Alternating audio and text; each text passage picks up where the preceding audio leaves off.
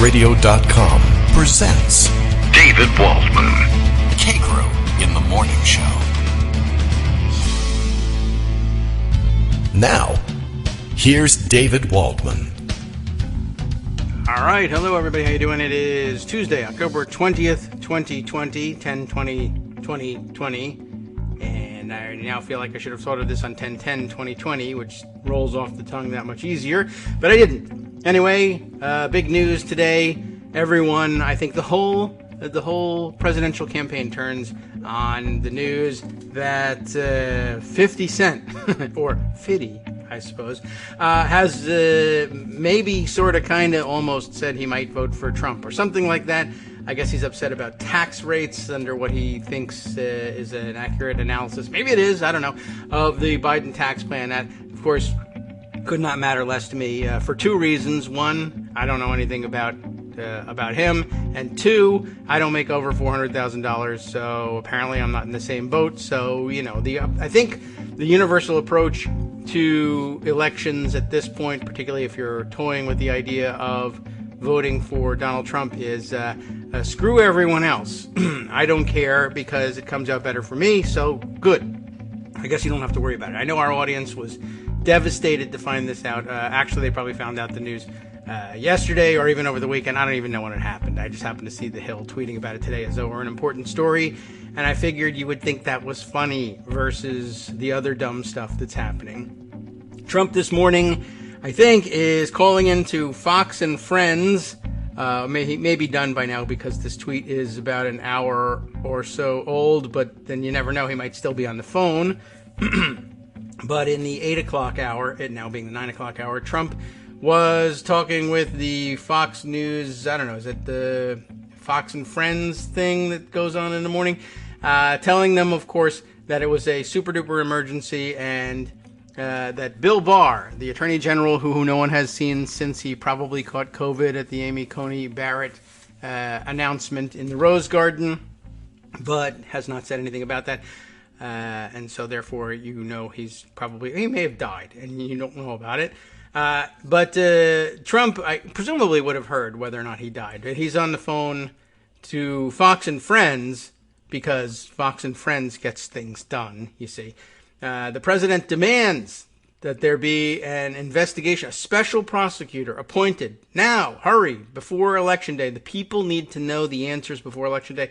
So the special prosecutor has to be appointed, start work, make a conclusion, report to the American people, all in the next 2 weeks or less, so that they have time to digest it before Election Day.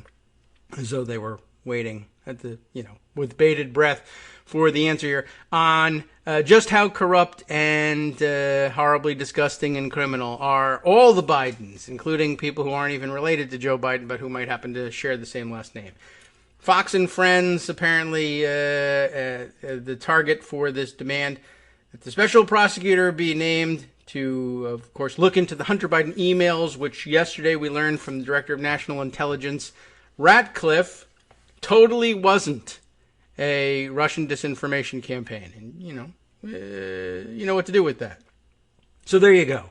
Lots of people will, of course, find nothing wrong with appointing a special prosecutor in the last 2 weeks before an election, now that Attorney General Bill Barr has cleared the way for that. You'll recall that there used to be a Department of Justice rule, essentially, in the manual that I think up to 6 months probably before an election, opening, a major action to open or even to close and announce the results of an investigation that was then ongoing that could have an impact on an upcoming election was more or less prohibited. But of course, that's how they won the election last time, though they didn't even control the Department of Justice at the time. James Comey, though, apparently, lost his mind and made this announcement about the Hillary Clinton emails. Where was it? It would have been right about now, just a couple of days ago, if, in the equivalent amount of time before the election. Is that right? And then there was finally the announcement that, no, nothing more came of this stupid investigation. And I think that was like 11 days before, but anyway, it kept it in the news. So Trump figures, I guess, that he can do it again, except it's not an analogous situation, even though they've set it up the same way. It's emails, and everybody's familiar with that, and he thought, I guess, that would work again. But yeah, as I was discussing with Greg, the missing element in all of this is they didn't have a 30-year-old campaign to frame Joe Biden as somehow corrupt and dirty and otherwise contemptible. They just didn't do their homework on that one. And they didn't even do the homework on the Hillary Clinton thing. They just inherited the homework on the Hillary Clinton thing and decided to run with it. And so I guess, Trump's just not that smart. Figured, we can do it again. If it has emails in it and it's me accusing others of corruption, well, then everyone will know, of course, I'm so honest and I have so much money that you'll need to listen to me. All right. So that and many other fun stories coming up. Joan McCarter, usually here on Tuesdays. I haven't heard that she's not going to be, and there's no high-profile hearings going on, or actually anything for that matter happening on the Hill that's that high-profile that I expect that she'll be called away. But you never know with these things. There are, of course, negotiations ongoing with respect to a possible coronavirus relief package / economic bailout / helping people actually eat through this pandemic, depending on which elements of it get thrown in. Negotiations, I think, by most reports, have come to an end as between Nancy Pelosi and Treasury Secretary Steve Mnuchin, for some reason standing in for the administration on this one. And now it's been sort of kicked back to the Senate Republican Conference to see if they can get agreement on an agreement between Pelosi and Mnuchin. So we'll get an update on that. Axios thinks they know what's going on. Perhaps we'll read through that.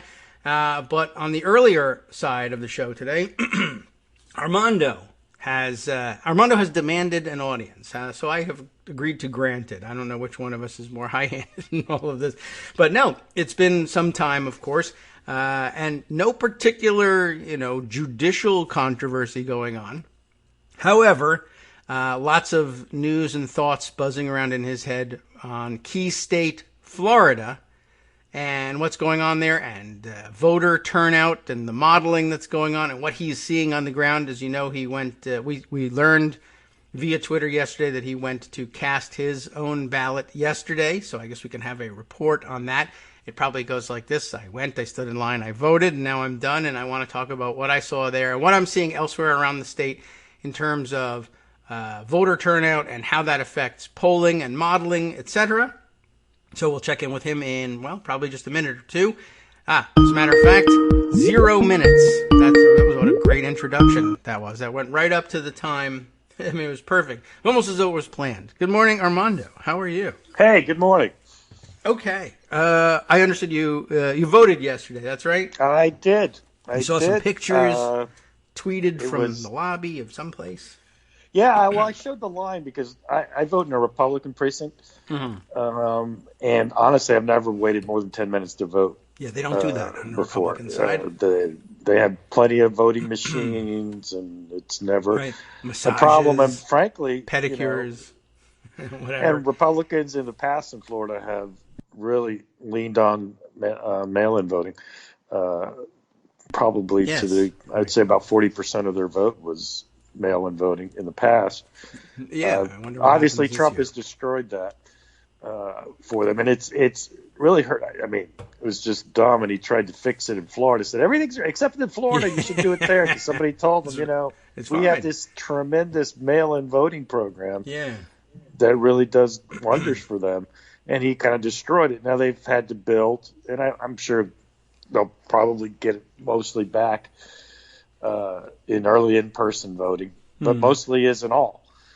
So really, Trump just did himself in a little bit there. I mean, is it going to be determinative? Well, we'll see, right? Yeah, but I guess we'll see what happens. It's certainly something that Republicans didn't want, and he's done it. So I was actually very curious about. I went, and the lines were long. I waited an hour. I estimated about 70, but then when I went inside, there was a whole line inside too. So it was really like a line of about 100. people, and it was constant. Like Disneyland. When I left, the line was even longer. And the total early in-person votes yesterday in Florida were pretty impressive. 363,000 people voted in person. Okay. Another 100,000 or so had their mail votes counted. Okay. Democrats, I think, won the mail-in vote count yesterday by about 15,000. And this was what I think is good news, and I think people misunderstand the new dynamics, is that we basically fought to a draw on the early in-person. There was a 362 total vote, literally 362 votes, more from Republicans than registered Democrats. That's not a perfect measure, but it's pretty close. I mean, that's 90% of those Republicans will vote for Trump. 90% of Democrats will vote for Biden. NPA was pretty good too, and if you believe the polling, Biden has an edge there of about 10 points. Another 500,000 in, basically, or close to, in Florida, and now they're up to over 3 million people have already voted in Florida. I suspect we're going to get to 6 million by Election Day, and that's 60% of the vote. So that's going to set a record for pre-Election Day voting in Florida, I believe. So I think the news is encouraging. The polling is, it's polling, and Florida is very difficult to poll. A poll came out from the University of North Florida this morning. It says it's a 1-point Biden race. Other polls have it 5, 4, 3. Look, I mean, one thing I'm going to say about all the polls is that I think likely voter screens are just not going to work. I think we're going to smash every conceivable record for voter turnout this year. North of 150 million people will vote. I think the NBC Wall Street Journal poll has made the right choice, which I've urged other pollsters to do. At least tell us what your registered voter numbers are. They're not really even doing a likely voter screen. They're just sampling registered voters. Here are results. You guys can plug in your own LV model if you want.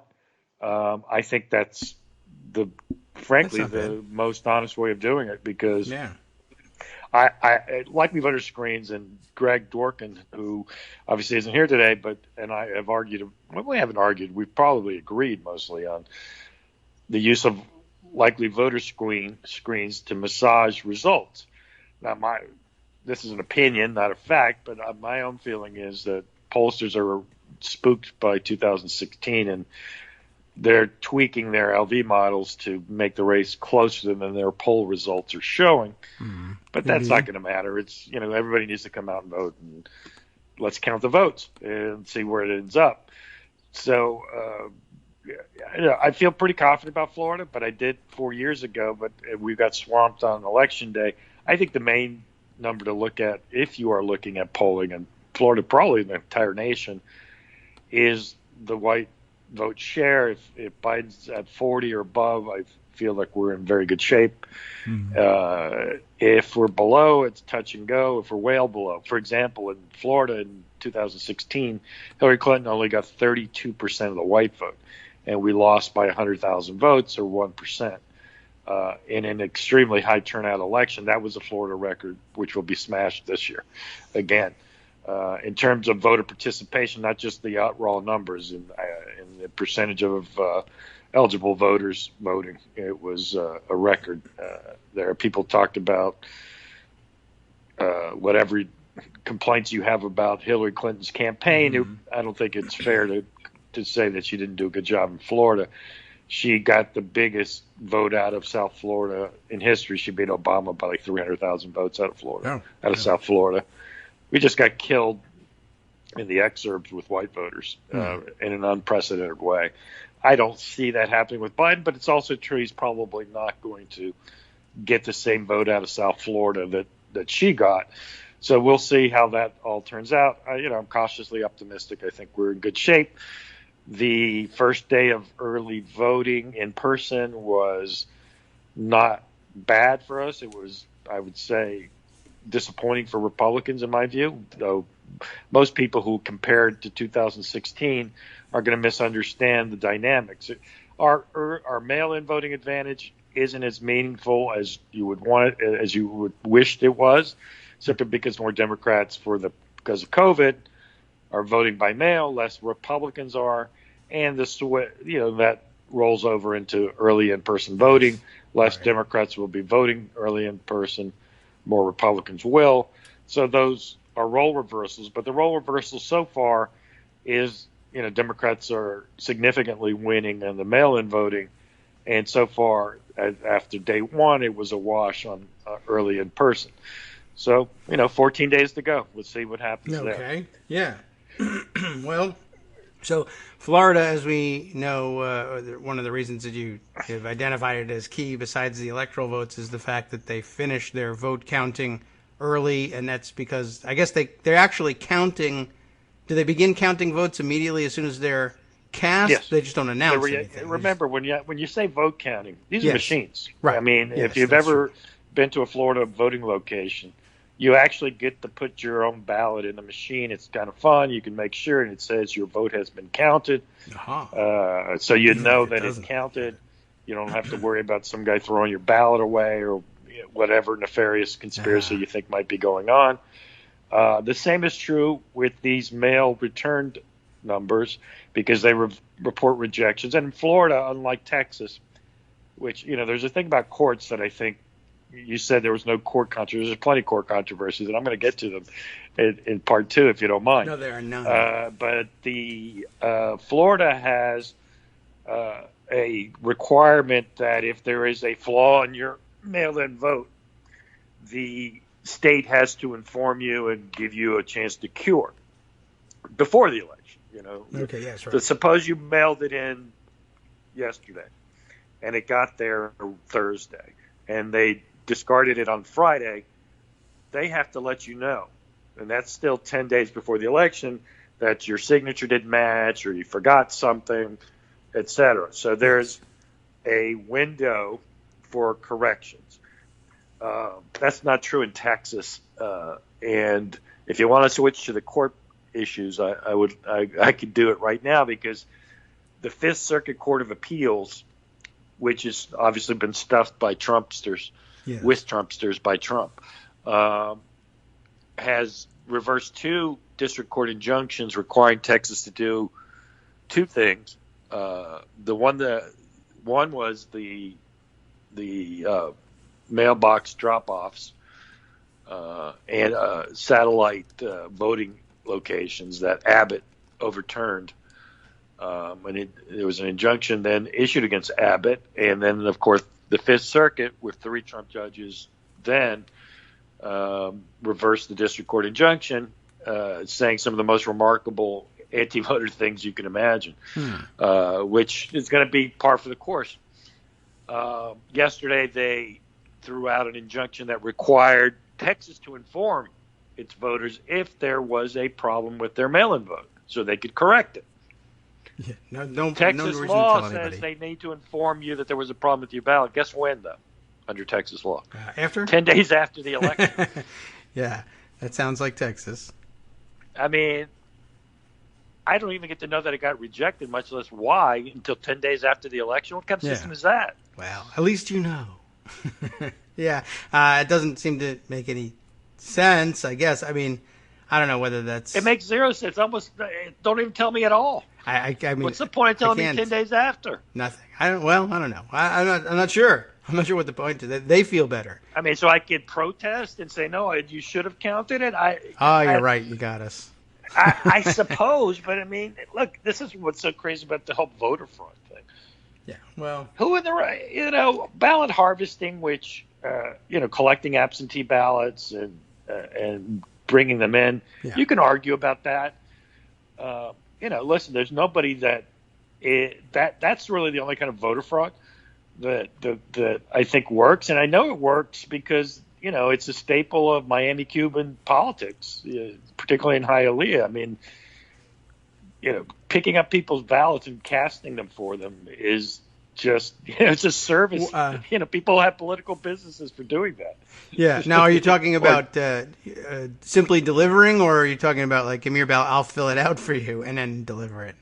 Well, as I said, picking them up, a sealed ballot is it's actually not legal in Florida. Right, and a lot of states don't want anybody handling it. It's legal in some states, but not in Florida. You can't even do that. But the Florida voter fraud was even more pronounced than that. They'd go pick it up and fill it out. Yeah, okay, well, all right. That's probably universally frowned upon. Okay. Well, in theory. I think. But not it was entirely, a staple of Republican politics. And, I get to say it as a Cuban. It very much was a staple of Miami Cuban politics. A lot of guys went to jail over the years for those things. It was illegal. It was just a staple. we do it. And sometimes we go to jail. It's bad. And, of course, the North Carolina story. Yes, right. From way back when. So it's really Republicans really are the only ones who do voter fraud that even makes sense, because one person impersonating somebody else or whatever they think voter fraud is, who the hell is going to do that? Why? No one would walk in, in person where they can just grab you on the spot. What would I do otherwise? I mean, I'd steal some. You saw the crazy Fox anchor who said there's people at post office boxes. They're hiding behind the post office boxes, waiting to jump the grab mailman. People with their ballots or something. I mean, what the hell? People who are mailing them. Oh, yeah, I misunderstood. I thought they were. See, now it would make much more sense to wait for the mailman to come and collect the ballots and then jump that guy and get all the ballots at once. But maybe they're simply hiding and jumping out against to steal ballots from individual postal patrons. Right, and of course, the story of the New Jersey Publishers Clearinghouse entry. What are you doing? Oh, the New Jersey mailman who was a Trump supporter who was dumping absentee ballots, but then again, he doesn't even know who they're going to, so it doesn't even make that much sense. Anymore. Only thing I saw about the New Jersey one was actually those ballots were on their way to West Orange, New Jersey, which is my hometown, and so I'm personally offended. My ballot wasn't in there. I live in Virginia now, but I thought that was interesting. I didn't even realize that he was actually a Trump supporter doing anything in particular. I thought he was like, you know what, I'm just tired. I don't want to deliver things. So storage. Yeah, because I think in the end he threw out 99 ballots, and they were ballots, bound to the voters, not bound back to the county. So people still have time to call and say, I think my ballot got lost. Send me another one or make some alternative arrangements. And 99 ballots. And honestly, I'll tell you also 99 ballots lost in West Orange, New Jersey. It doesn't change the outcome of the Essex County, New Jersey vote or the New Jersey vote by itself. So, again, even if it were absolutely true that it was a guy who was somehow weeding out votes for Biden, specifically opening the ballots and looking and throwing them out 99 at a time, from a mailman. Don't do it. It's not cost effective. Yeah, that's right. But even that's the most cost effective of the stated schemes. That is corrupt mail workers who. There was another. I guess you could bribe them. I guess would be one argument. I guess. Hey, I want you to. They have a voter list. Take this list of 100 people. They're on your. On your route, you can take their absentee ballots and throw them out. Yeah, I mean, you could do that. There was another postal worker that threw out another something like 100 ballots in another state. Very, in the last couple of days, also found out Pennsylvania. But it wasn't 100; it was like 7. Oh, I heard it was 100, but you know how it is with Trump. 50,000 of them were found in the Mississippi River.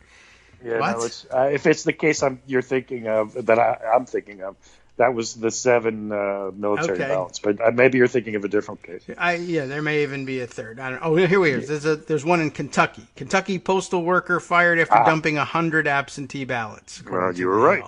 So there's 100. Yeah, there was the 7.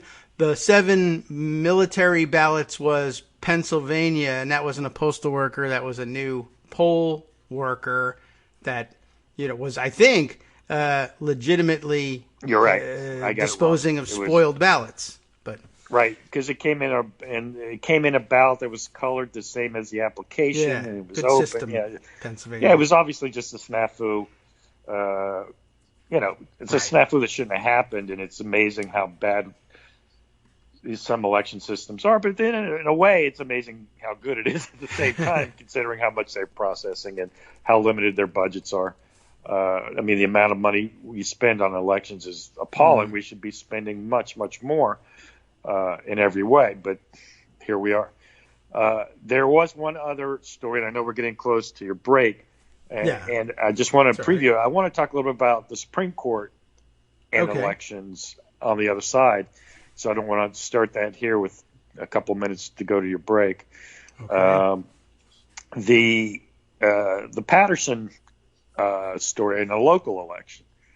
And I don't understand the story exactly, but apparently somehow they were able to identify, 75, 80 ballots for a city council seat or something like that in Paterson.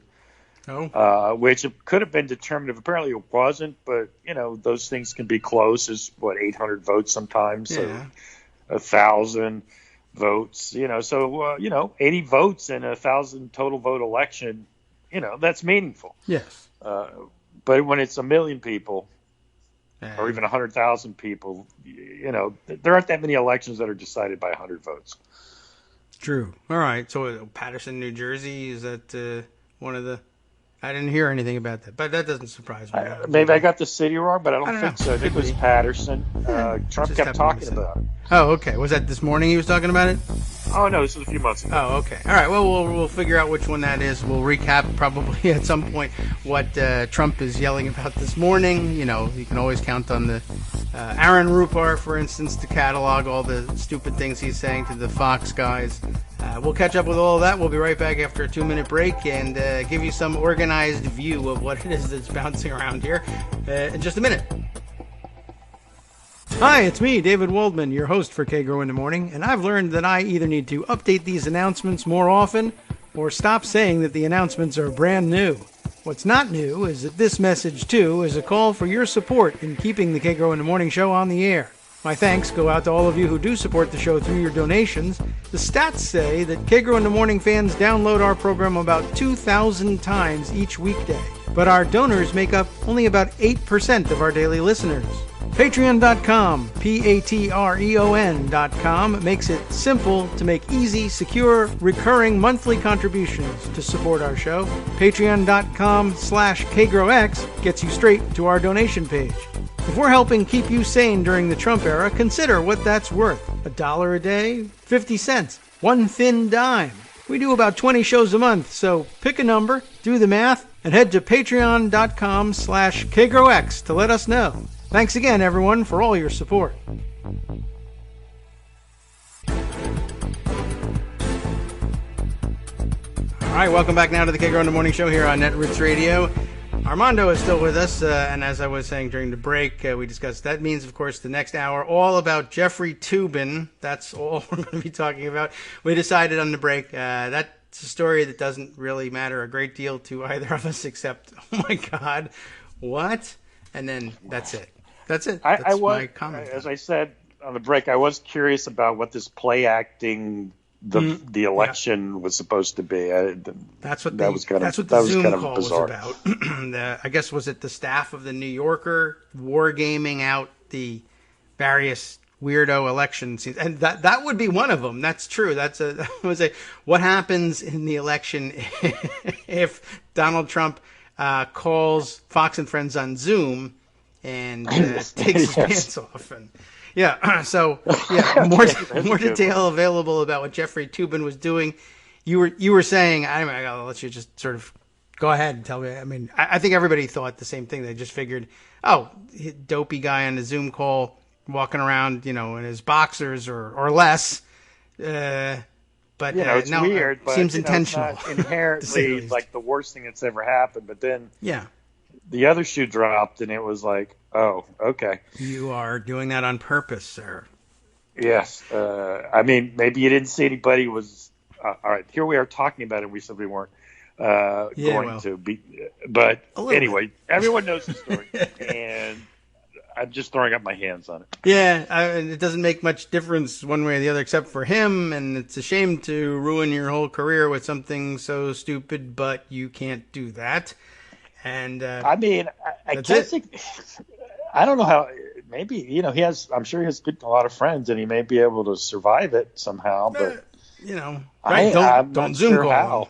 how. I guess. But I don't know. you If you're never know. famous Right. enough, anything can happen, and whatever. Right. But yeah, you mentioned one of the more interesting, I guess, aspects of it is they were wargaming out how the election might go under various scenarios, and I guess he was supposed to be playing the part of the entire, I guess, Supreme Court in Yeah, this. he was the Supreme Court. I and guess he this took the. My joke was he took the role of Clarence Thomas probably a little too literally. I don't know. Could have been any, well, All right, not but, any of them, for I you guess, youngsters, let me give some. you the reference. When Clarence Thomas was up for confirmation, one of the stories was the Long Don Silver story. So we know enjoyed his... Clarence Thomas is a purveyor of porn. Yeah. So consumer. just my surmise that if you purvey porn, you probably do what maybe Jeff Tubin does on a pretty regular basis. That's probably the idea. I don't know. And maybe on the bench. That's why he doesn't ask questions. He's too busy with the other things. That could be. It could. There are many it could have been. I'm wondering whether he just. I don't think he thought that was part of the role. It was like, that would have been interesting though. Like I don't know who's running the thing. Jeff, are we boring you? Is there something? Can we give you something else to do? Me. Oh, right. But you're boring me. The rest of you are fine. But yeah, I don't know. I don't know what he did. I don't know. It doesn't matter. I hope they sorted out. I guess the only impact the story has is afterwards when we find out. Yeah, there are some people who can do something so obviously stupid and such a clear firing offense, but survive. And I guess those are probably white guys, and he is one. So I guess we'll wait and see. And then I don't know. What am I going to cry? I hope he. I don't know what I hope. Nothing. He means nothing to me. It's just don't. Yeah, it means nothing. There's your advice. Don't do that thing, and that's all. Yes. So real stories, though. There are others. The real lesson in the story, kids, is don't do Zoom. But that's certainly not on video. Yeah. But it's never necessary. An actual serious story, though. Is this the Supreme Court? And rather than the real dive Supreme Court, not the naked one guy. No, all of them. Okay. All 8 of them, soon to be 9, which is the nub of the story here. But let me take you back to 2000 first. Bush v. Gore. Okay. Now, people remember, obviously, the election in Florida was close. Right. We had a terrible system in Florida at the time. With those punch card vote-o-matic things, it was just obviously terrible, and they had to look at every ballot. The guy who couldn't see holding it up, it was all a mess. But one thing that did happen that really I think looms large here is when the Supreme Court did get involved, which it shouldn't have. It was reviewing the decision of a state Supreme Court, the Florida Supreme Court, on Florida election law. Yes. Now, the per curiam decision is just a joke on any level. I don't know if anyone remembers that at this point, but it was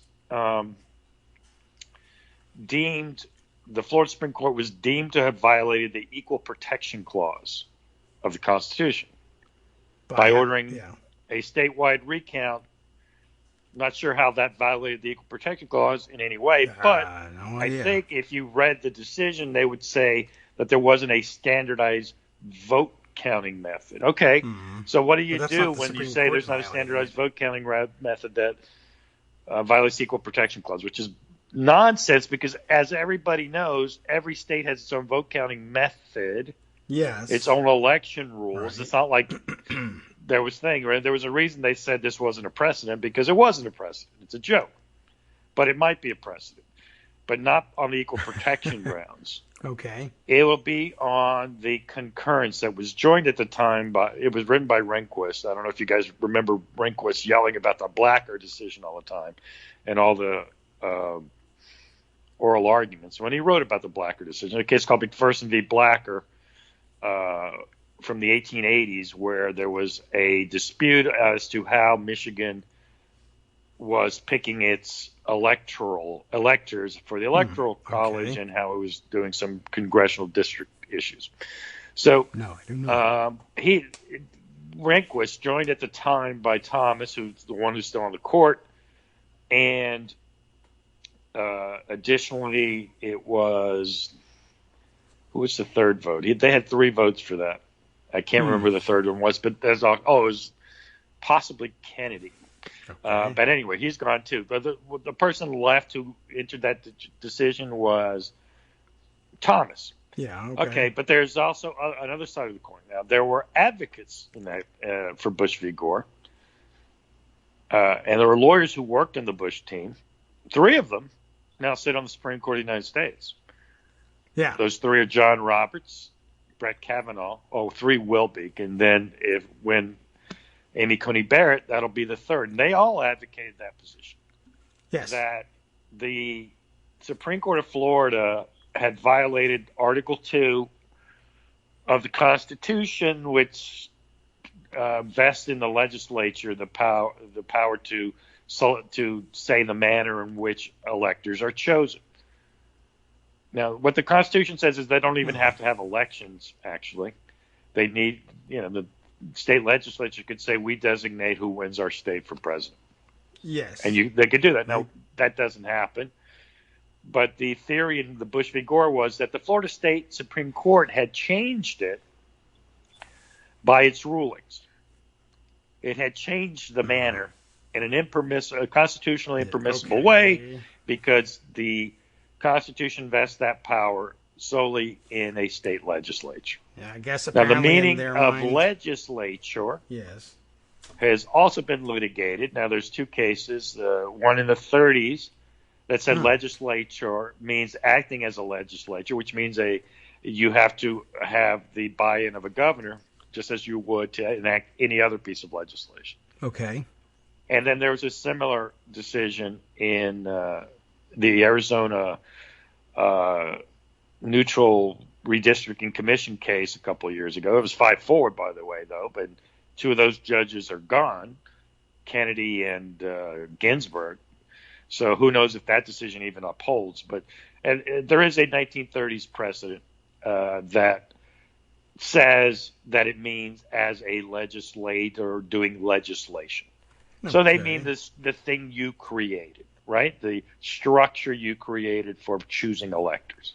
Now, Pennsylvania has a structure, and it has certain requirements as to absentee voting and mail-in voting, and certain changes have been made, some by the governor and some by the Pennsylvania Supreme Court.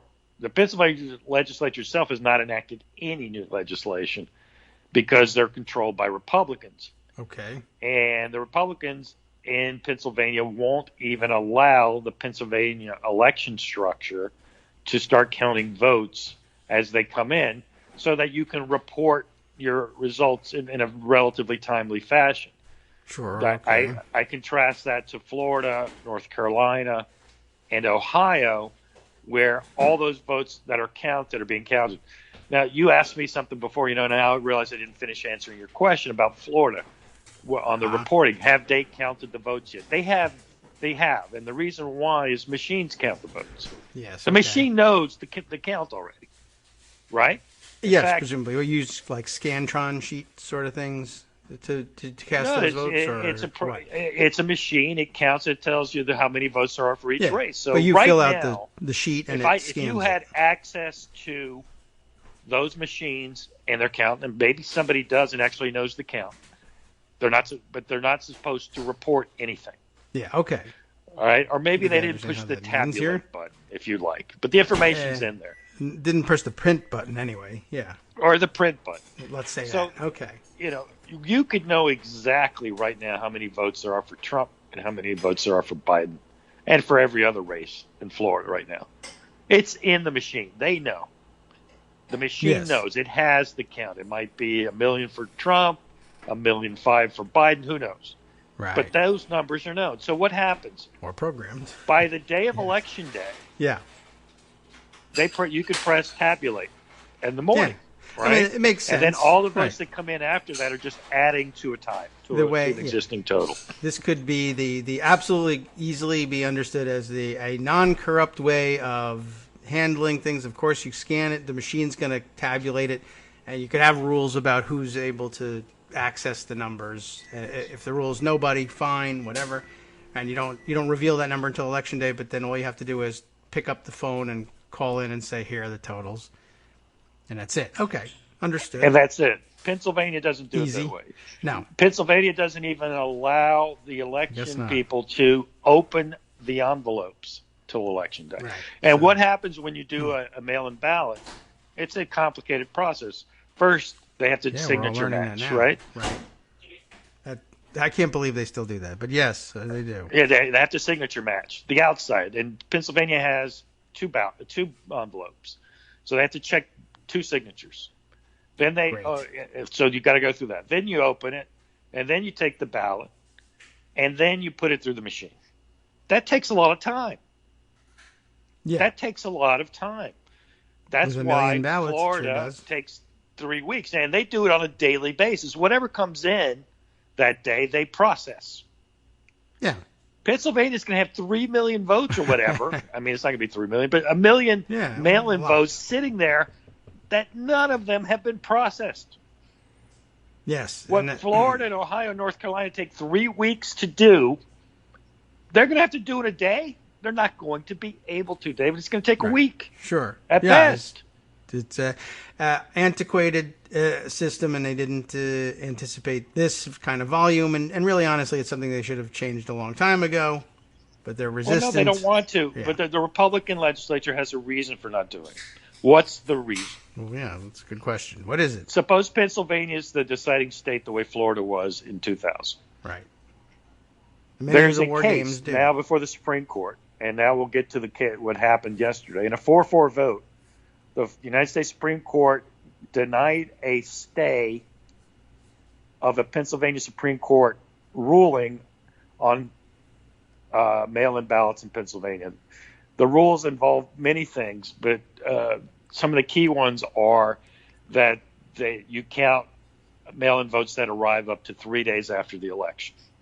There's other things that are important as well, but there's a whole bunch of rulings. But that's the one that people are focused on. So what happens, All right. just to take that one example, there's other things, because I think there's signature match issues and stuff like that that are also, if they're reversed, what happens? Do they go back and start over? I mean, it's going to be crazy. But, so here's this case. So that stay was denied. It was 4-4. David Yeah. Roberts joined with the 3 remaining liberals, or Democrat appointees, if you will, Okay. on the bench to say no, we deny the stay. So, as you may, if you're unfamiliar, what happens is if it's a 4-4 vote, there's not enough votes to issue the stay. Therefore, the ruling below stands. That would be true if it had been a federal circuit case as well. So here you have 4-4. You have Pennsylvania Supreme Court. That case isn't going to go through the circuit courts. The only way that case gets to the Supreme Court is the way it has gone, which is the Republicans have filed a cert petition to the Supreme Court. Cert hasn't been granted, but since there's 4 who voted for their stay, the cert will be granted, right? Mm-hmm. Because to grant certiorari to hear a case in the Supreme Court requires 4 votes on the Supreme Court. Yeah. All right. We already know there's 4 that voted for a stay, so there's going to be 4 for cert to grant the cert petition. So when is that petition heard? Well, I imagine not. Is it heard before the election? There's 2 weeks till the election. Yeah, unlikely. All right. So when does Coney Barrett get named to the court? Yeah.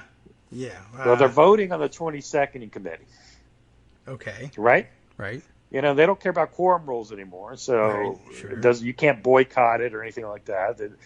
She's going to get voted out of committee. How soon can McConnell bring that nomination to the floor? Fairly quickly, I think. 3 days without or breaking so, without breaking the rules, you know, I suppose you could do it in 24 to 48 hours. Really?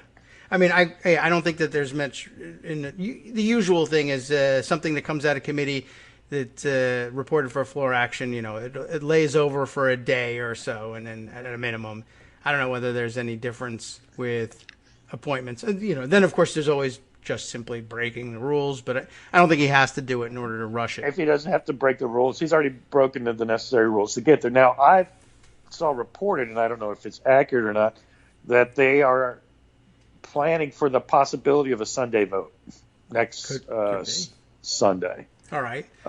Which is the 24th, I believe, or the 25th. Let's see. I don't know. We'll count it out. But yeah, okay. I'll take a look at the Today's calendar. the 20th, and it's Tuesday. Right. And then you said, let's see, the committee 25th. vote is so it's the 25th. 22nd. So, all right. So let's say they have a vote on the Sunday, on the 25th. Sure, why not? So that Monday, the very next day, Yeah. Coney Barrett's on the bench. October yeah, I guess so. 26th. Which is 8 days from the election. 8 days from the election. On October 26th, the Republicans in Pennsylvania make a motion for reconsideration of their application for a stay. Okay. 5 votes say we're going to reconsider. You're right. Mm-hmm. And we're going to grant the stay a week before the election. Yeah. They would change the rules again.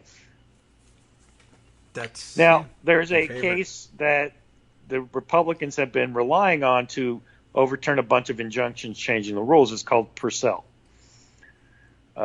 You've heard about the Purcell, and the Purcell doctrine doesn't even say that, but they use it because that's what they want to do. You don't want to change the rules so close to an election, right? Which is, in practice, sounds nice.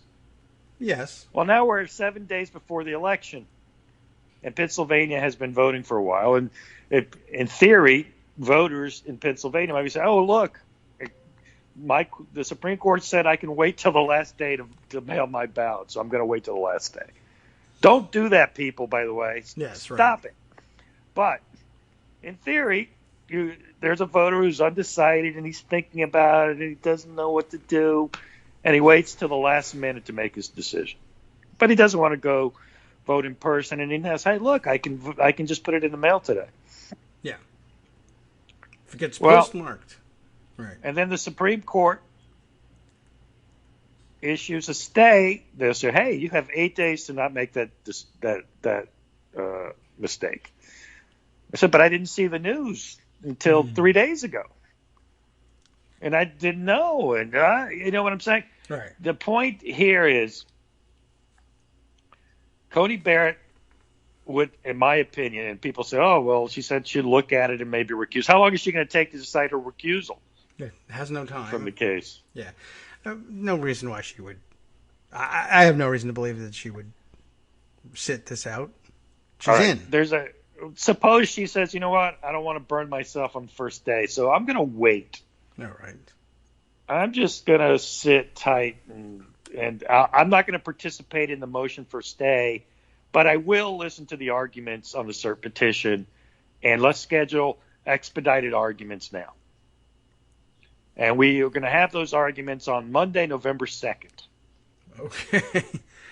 Yeah. But right. November 3rd is Election Day, of course. Election Day.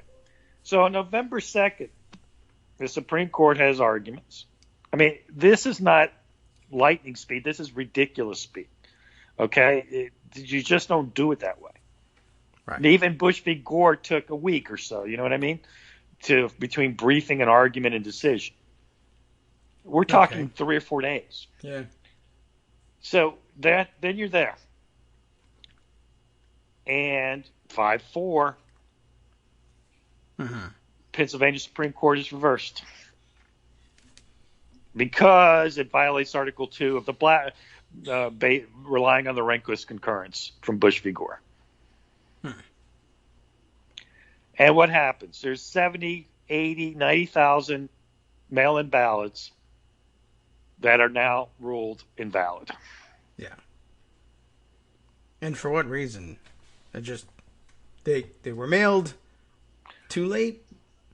Yeah. No. The reason was that the Pennsylvania, just like the reason argued in Bush v. Gore concurrence, the reason is the Pennsylvania Supreme Court improperly altered the manner in which the electors of Pennsylvania would be chosen for the Electoral College. And that violates the Constitution. Okay. I mean, I see what they're saying, obviously, but that's it. Listen, it's nonsense. Yeah. But because let me tell you that this bothered me during Bush v. Gore. I argued about this immensely at the time, and for 20 years I've argued about this. The Florida election system that Rehnquist said was changed provided for contests and protests through the court system of the Florida courts. That was the manner chosen by the legislature. Right. But that's no good because something. Well, no one ever addressed that. I mean, what they leaned on at the time, which would actually cut against them this time, by the way, is the Federal Elections Act statute, which provides a safe harbor for remember the term. A state's designation of its slate of electors if they are chosen in the manner that was prescribed by the laws of the state prior to the election. Right? So what that means, and this is important in one aspect, which is that the legislature just can't discard the election results. In theory, with this court, again, I want people to realize this Supreme Court doesn't care about any of this nonsense, but at least we're talking principles and logic. They shouldn't be able to discard the election results if they're for Biden. Say it's relatively close, but they said, the Pennsylvania Supreme Court allowed all these invalid ballots and et cetera. And we think it's not right, so we're designating our own slate. Okay. And people are now analogizing this to 1876, where competing slates were sent to Congress, and there was a vote, and then the Congress created that commission, and the great compromise was made where they ended Reconstruction. It's a horrible period in our country, but for the Supreme Court wasn't actually involved in that, even though there were Supreme Court justices placed on that commission. It should have been handled by Congress, but Congress did whatever they did, and who's going to argue, right? Yeah. So here you go, David. There's a decision, and the Supreme Court of the United States, 5-4, either just before or just after the election, says 70,000, 80,000, 100,000 Pennsylvania ballots are invalid.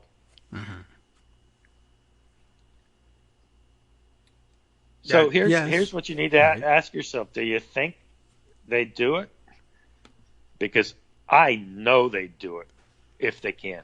I assume that they do anything that they feel like they can, and they're obviously feeling like they can do anything. What do I do I prefer Trump, and I have a lifetime appointment to an unreviewable court. What should I do? Listen, and you don't have to, worry about court packing, because Trump will be president, so they can't pack the court. Right, so they get away with it. They win. It's an entirely possible scenario, and Pennsylvania has been picked out as the pivot point in all of the simulations that people are running. It is the tipping point state. All right. I still am for Florida. I'm from Florida, but also simply because Florida can have a result that won't be challenged and will be there election night. And if we win Florida, I just don't see anybody doing any of these shenanigans at all. Yeah, because Trump will have lost. Yes, I guess so. Although, again, in all the simulations I've seen, I guess Pennsylvania is large enough and has enough electoral votes that it is possible in a closer election, although maybe one that wouldn't be polling quite like this one. If the polls are right, it shouldn't make that much of a difference. But if it's closer, Pennsylvania's got, 20 electoral votes. You can deny a majority to it can be a clear outcome in the popular vote for Biden and a majority of settled electoral votes for Biden, but you can put him possibly, at least in the simulations, under 270, winning. Yeah, but not David, 270. the initial vote count in Pennsylvania is going to be very lopsidedly for Trump, and it's going to take a week for the mail-in ballots to be counted. That too also plays into it. So you're not going to get a Pennsylvania call for a week, and the first week of that is going to be Trump yelling about these fraudulent ballots. I won, and all of this is garbage, right?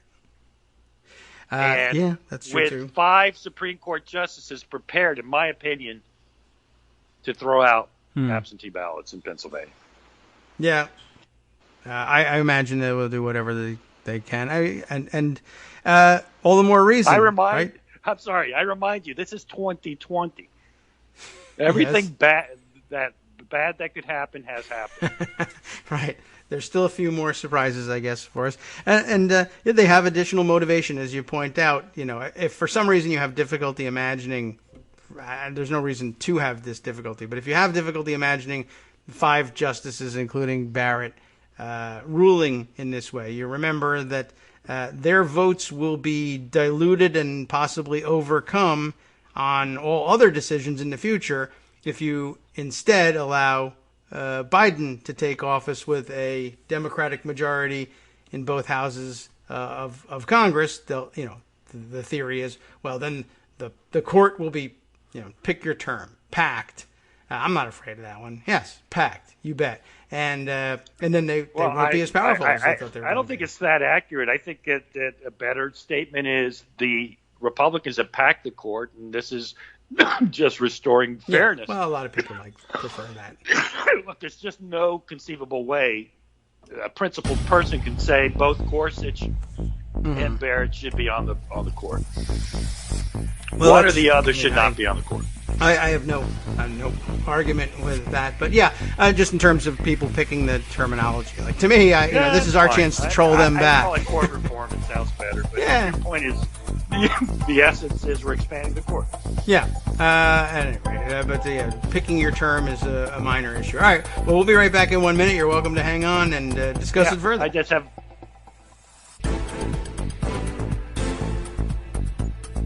Okay, welcome back to the Kagro in the Morning Show here on Netroots Radio. Armando still with us. We decided during the break that it doesn't matter what you call it. Of course, for framing purposes, people like, why create problems? We'll call it something different. So I've settled on Supreme Court satanic ritual murder is what we're going to call it. And it doesn't matter. I promise you. It doesn't matter. I mean, here's what it's going to be. As soon as the parties do decide on their positions on that particular issue, and when that might be, who knows. When Joe Biden says we need to reform the court because blah, blah, blah, then every Democrat's going to be fine with whatever you call it, and every Republican's going to be against whatever you call it. If you call what the media reform, says, I have no idea. They're pretty bad on these things generally. But, if what I say happens, of course, it's going to be moot. But you won't be able to do it. I think Coney Barrett. This is the thing I would like to say is, the Coney Barrett probably wants to see if she can really change the equation before she just ruins her reputation, and ruins the reputation of every Noah Feldman and Cass Sunstein and. Amy Lou or Chua, excuse me, is her name. All these terrible law professors who just are terrible. I mean, I'm so sick of law professors right now. I think she has to have a certainty in her mind that she can do it. Because if she intervenes, let's say on the 29th, 4 days before the election, and stays that Pennsylvania Supreme Court, that's going to be an absolute, people are going to be screaming. I'm positive they will be, because that's exactly what Trump predicted she would do, and what people said she would do. And she said, I will take the recusal question seriously. If she's taking the recusal question seriously, there's literally no way she should actually sit, because the appearance of impropriety is the most appearance of impropriety ever. Yes, it's just impropriety at this point. You know, there's Noah Feldman, being the idiot he is, doesn't even write. He wrote another piece in Bloomberg saying, well, if she says what she means about not voting against her conscience, she has to recuse on abortion cases. Hey, that's just dumb, and I don't even know what she said that fits. But the actual question is, if she believes what she says, and if the Supreme Court believes what it said when it decided that case about the West Virginia Supreme Court being corrupted by money, what's more corrupted than by having the guy who's president pick you so you could vote in his favor in the next election? In 10 minutes. Like 10 minutes after you're named to the bench. I mean, okay, suppose you really believe that's the right result. It still doesn't matter. It looks terrible. Yeah. And it's going to be something that isn't, federalism or some nonsensical legal argle-bargle Federalist Society nonsense. It's going to be you went in to vote for Trump. Yeah. And everyone's going to know, and everyone's going to see it. And even this horrible media we have couldn't miss that. Yeah, well, it'll be interesting too. You can pull out another historical phrase that might still stick in people's minds and trigger, bad feelings. Right? If court packing as a phrase works to make people remember their civics or American history. I remember that. That was bad. Even FDR couldn't do it. Something. How would you like to have that, the election settled? Not only, you'll remember Bush v. Gore, of course, and that was horrible enough, and other contested elections. How about having a contested presidential election settled by one of the infamous midnight judges? I mean, this is essentially what that is. Everyone, everyone who remembers any of their history class will remember, of course, at least remember the name of the case of Marbury versus Madison, and some probably remember what it was all about. And it wasn't really supposed to be about, the takeaway for history students is, well, this is what established the concept of judicial review. But if you remember the story of it, it was because they had a review because an outgoing president said, oh my God, I've lost power. The last thing I'm going to do on the way out the door, literally, I don't know if it was really literally at midnight, but pack the other federal courts. I'm just going to name a bunch of judges at 11:59 on my last day in office.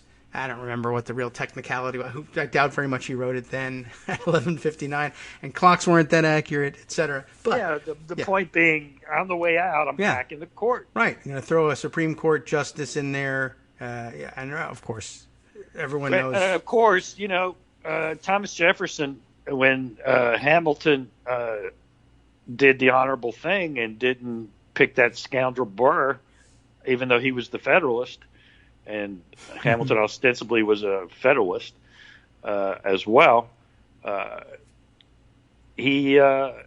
Jefferson went in there and actually repacked the court. He changed the court composition. Mm-hmm. All right. He changed the size of the Supreme Court. He added seats. Yeah, and then they removed seats. It does go back and forth. Yeah. That's what's amazing is we've actually sort of lived this already. Yeah, and our founding fathers were the ones who did it all. Yeah, and they knew that they interestingly, the originalists who actually wrote the thing were for court packing. Although Jefferson didn't write the Constitution and had very little to do with it, but he was around, he read it, he counts as having a pretty good idea of what they thought. You see. But I don't like to be fact-checked on my hyperbole, but okay. But, but there were other Democrat Republicans, which was Jefferson's party, who were amongst the founding fathers. How about James Madison? Yes. Okay. Was he a member of it? Okay. Probably true. Madison. He was Jefferson's Secretary of State. Yes. So, well, actually, Madison was also Adams's Secretary of State. The guy who failed to deliver those commissions was Madison. Oh, is that right? Oh no, I'm sorry. It was no. It was worse. It was the guy. It was the Chief Justice. Yeah, Marshall who was the one who didn't deliver. And he decided his own case. So he didn't recuse, so neither should Barrett. We reversed the whole thing. But it's always been like this. Okay. Well, all right. So they'll of have course, us on that one. The beauty of Marshall's decision was he said that we don't have the power to do this as a Supreme Court. So he did not overturn Jefferson, even though he said I could have, but I'm not going to. Yeah. That the entire judicial review case is actually all dicta. All right. Because the result of the case is Jefferson won. Yes. I'm just looking up to make sure everything's right. John Marshall probably regretting. Why didn't Timothy Pickering stay on as Secretary of State? This would have been much cleaner. But he didn't. So, all right. Well, that's an interesting historical aspect to it, too. Certainly, we know, I think, that the point's been made that the size of the Supreme Court has changed several times. It's been a while. The size of a lot of things that we think of as fixed have changed. It does make sense to expand the court, not as much as I think the court ought to be expanded for other reasons, for reasons of efficiency and representation. But it always made sense to me that you would have at least as many seats on the Supreme Court as you had judicial circuits. Just throw back to the old days of circuit riding. But that was the original design. Yeah. But it's not in the Constitution. Listen, it makes sense. The reality is the way our Supreme Court has gone, it has to be blown up and rethought of. But that's never going to happen until Republicans buy into it. And the only way Republicans are going to buy into it is if a Democratic Congress and a Democratic president just undo what has been done. I mean, and not just the Supreme Court, all the courts. Yeah. Circuit courts, district courts, all of it. And at that point, then we can have a serious discussion about what we need to do about it. Now, we need to decide, do we want term limited, set term limits, you know what I mean? Things like that. So sort of just take out the drama. And the reality is we need more justices anyway, just to make each particular vacancy not so important. Yeah, true. And that'll add a lot of stability to the court and, not leaving the Constitution to be interpreted by this tiny group and leaving things to fortune. If somebody dies, eats bad shrimp at the wrong time and the law comes out differently, that doesn't make a lot of sense. It shouldn't surprise anybody that there would be reform. And the media ought to acknowledge what they're telling everybody already. I mean, they've already acknowledged, they're going to say they haven't, but they have acknowledged that the court is in a shambles. I mean, no reporter worth his salt, not worth his salt. There's nobody reporting on the Supreme Court or any federal action anywhere that doesn't note in their story who appointed the judge if it feels relevant. If there's a question that that bears on the politics of things, or if you're deciding a case involving a Donald Trump lawsuit, or even an actual lawsuit on federal policy as opposed to please don't show my taxes.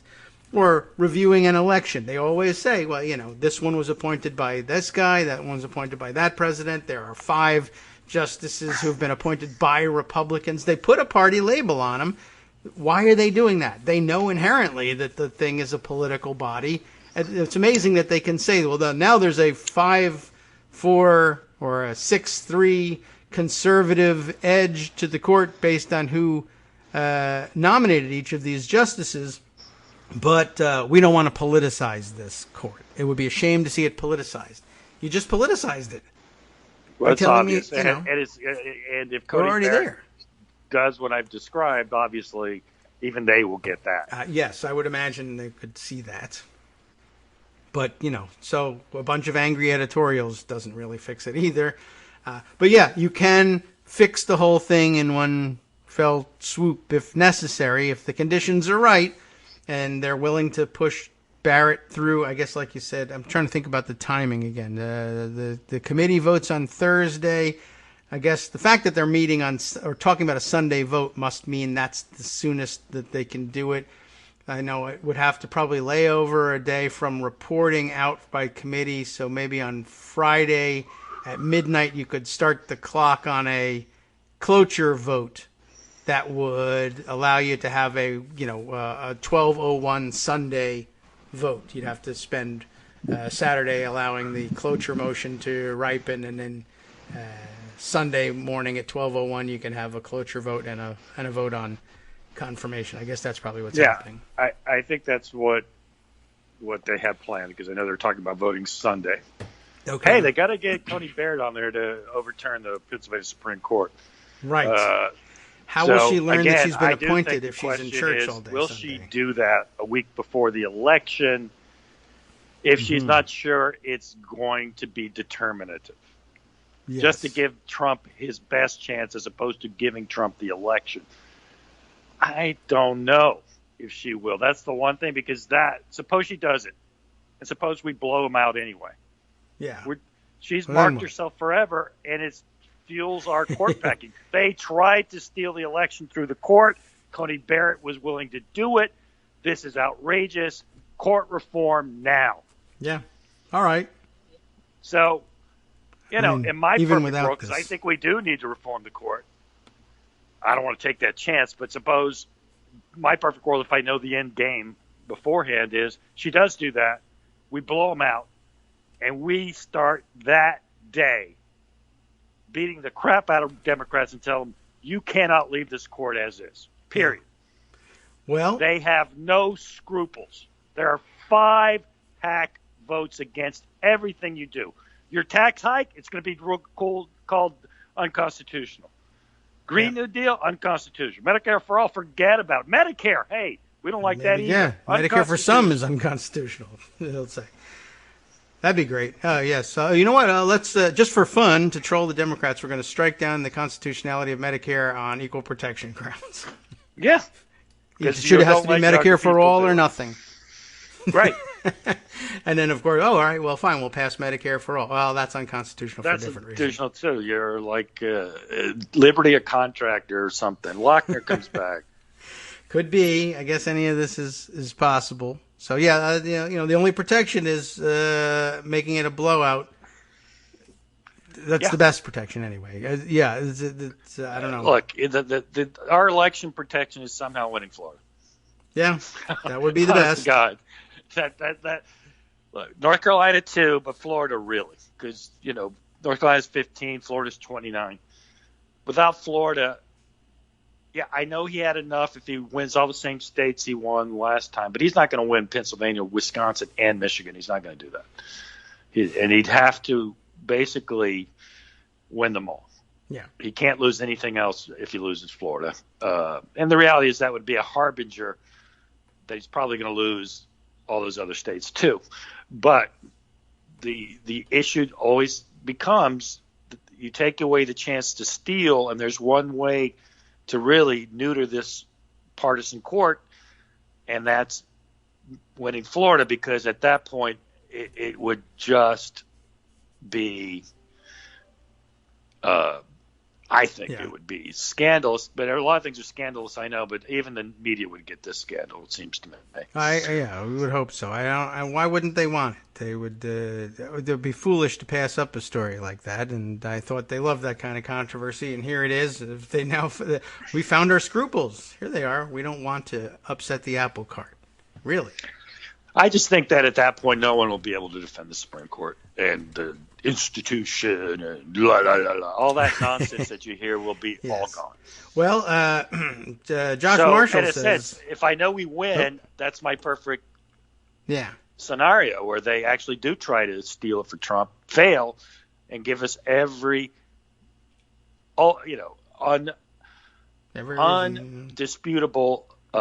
justification for reforming the court, expanding the court, packing the court, whatever phrase you want. Well, even just the possibility, the fact that we're actually having to seriously debate the idea that this could be stolen this way, and people are having to war game it, and people are losing their jobs war gaming it on Zoom, should be reason enough. I was going to say, Josh Marshall points out that I guess what he sees as expanding support among Senate Democrats, even moderate milquetoast and closely aligned with Joe Biden. Coons. He's talking about Coons. Yeah.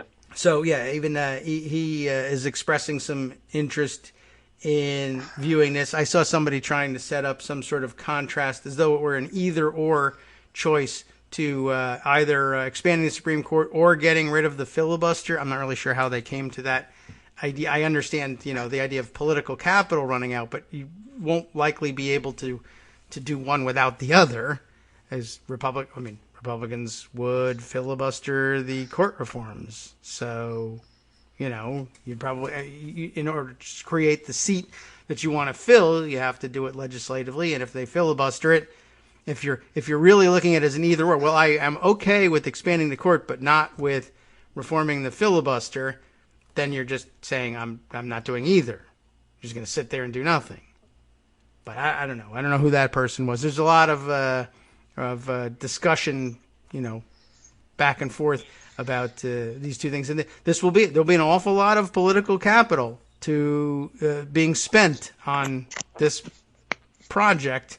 It's true, but it's it's the biggest payoff there is, and it's I actually believe supported. There's no payoff if you don't do it.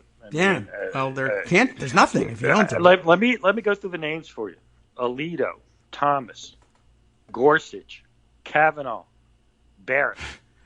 Yeah, not you good. Think any of those five have any scruples whatsoever? No, they don't. They've proven not to have it.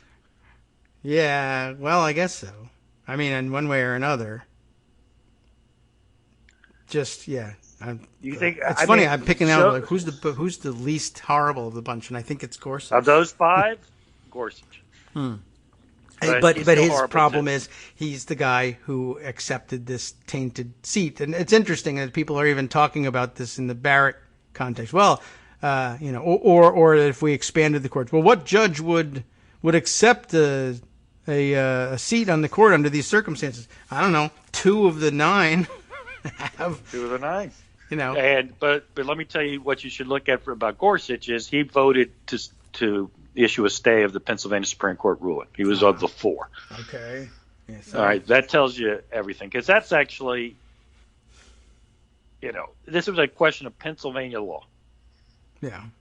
What's the basis for a stay? What's the federal question presented?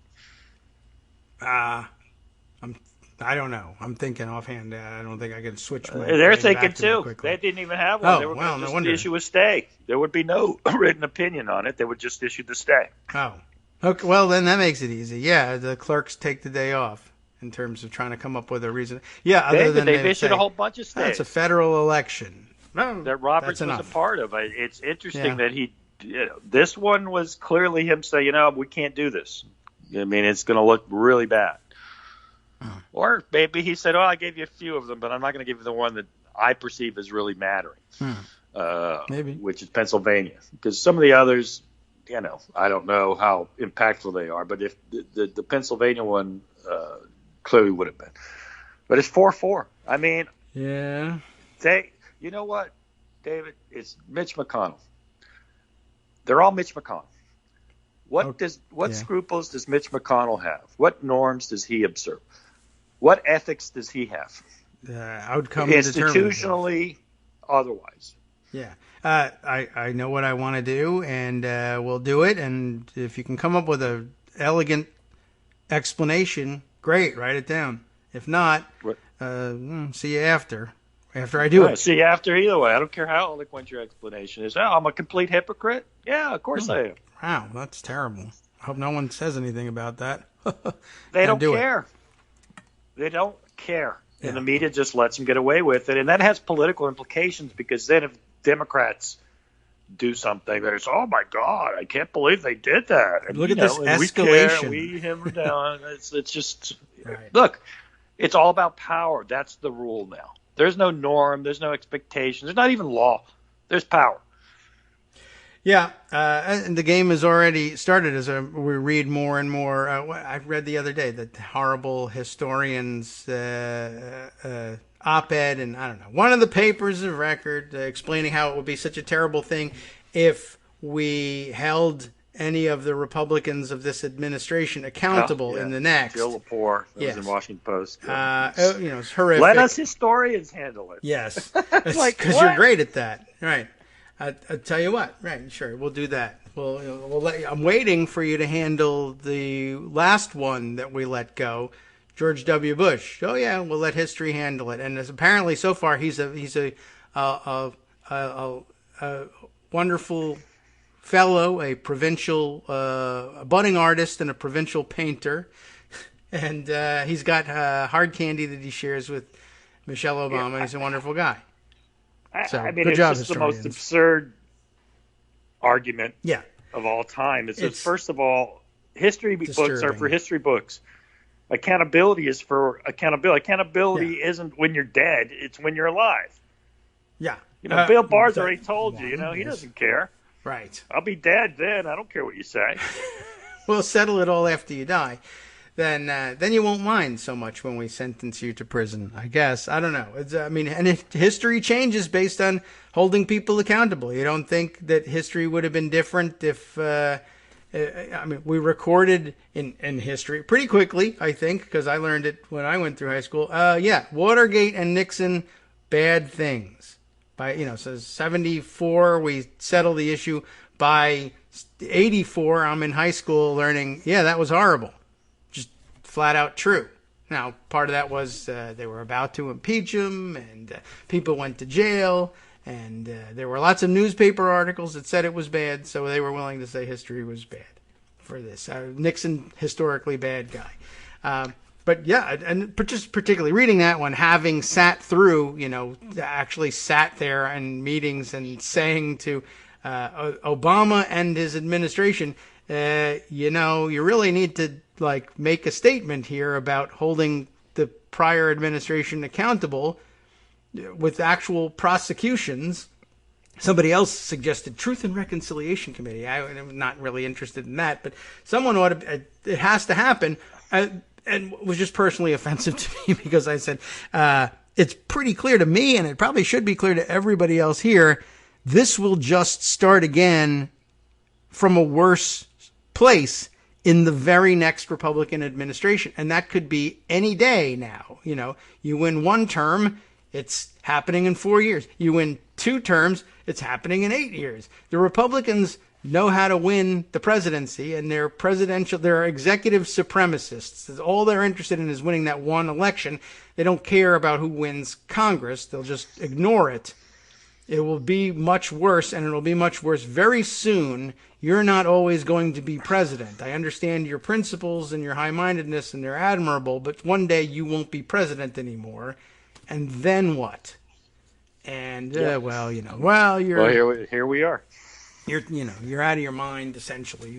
We don't do that in this country, et cetera, et cetera. But, it's surprising to see, and then it's surprising to have historians having ignored the historical record, which, look, I created that historical record. You need to do this. All right, you reject it. That's fine. That's your prerogative. But now we have a historical record. What happens after this will be the answer. Literally the answer about what happens if you don't hold criminal prior administrations accountable. By definition, the history will be that of what happens if you don't.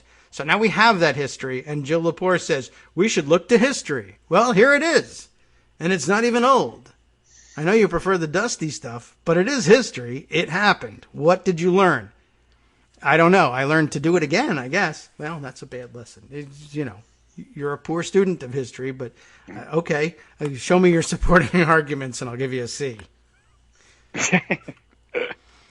I mean, it's just so dumb. I don't even. Maybe she's a great historian. I don't know. I have no idea. Suppose she is. She's not talking about history. She's talking about what we do in our country today. And I don't want to read your history book about Trump. I want to see a prosecution of Trump. By the way, the good news is in the state of New York, where Trump committed decades of crimes. Yes, there's no history there. There's no pardoning. There's no history. There's none of that. And there's political impetus to not let him off the hook. Yeah, that's good. So I don't know what they think is going to happen, on that front. But The Manhattan DA better not let up. The state AG better not let up. Oh, I wonder if Lepore even thinks there's much to investigate. Yeah, Lepore might not consider that to be part of what she's talking about. I imagine she would say, well, I'm just focused on a National Truth and Reconciliation Commission that would be talking about national policy. Now, if you've committed a state crime... Okay, yeah, and that's a great out for her, and I wouldn't have any doubt that she might even take it. I think she's talking more, the macro level. The previous president was bad in the way he presidented thing. All right, we're going to take our 2-minute break.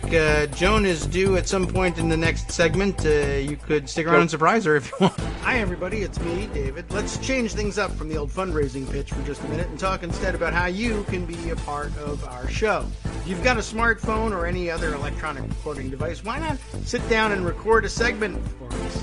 Read us an important article and give us your take. Read one of your own original essays, or even just give us your commentary on something you'd like to share that's important to you. Then send the file to me at kagrox@gmail.com, and I'll try and work it into the show.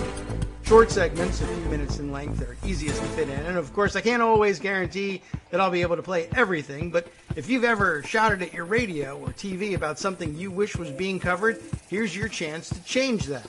Make the show your own. Send your submissions to me at kagrox@gmail.com.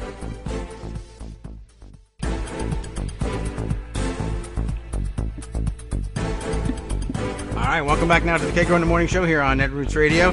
Armando has taken his leave. He opted and the honorable thing to do. He said, I'll make space for Joan, let her have her time, and thanks. Hopefully we'll actually have her for a little bit at any rate. No indication that it's a no, but sometimes that's a, oh yes, I'm so busy that I can't even, get away to tell you that, or occasionally it's, I forgot it was Tuesday. That does happen, especially in the pandemic era. There's plenty to talk about either way, of course. It's always just nice to hear her voice and have her input on these things. And if you miss out, if for some reason we're not able to do it, of course, you'll be able to get that perspective any day of the week at the front page of Daily Kos. So do take a look. And let's see. We left off having mentioned the annoying, if not absolutely horrible, article from Harvard historian Jill Lepore, who's probably a great historian, and I'm sure we could find some easy common ground on some of this stuff. And I think,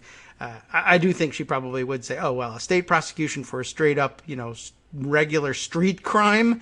Yeah, sure, that's no problem. That's not an issue. I'm talking more about the idea of trying somebody on the basis of something that would essentially be considered a political crime, for lack of a better term, something that you should be impeaching them for, perhaps, rather than prosecuting them. But I'm not 100% sure. I didn't make it all the way through the article. It was too annoying. The article, if you didn't read it, let history, not partisans, prosecute Trump. A truth tribunal is not the answer. Preserving presidential records is. Now, of course, one of the things you might want to preserve presidential records for is to prosecute somebody for their crimes later on.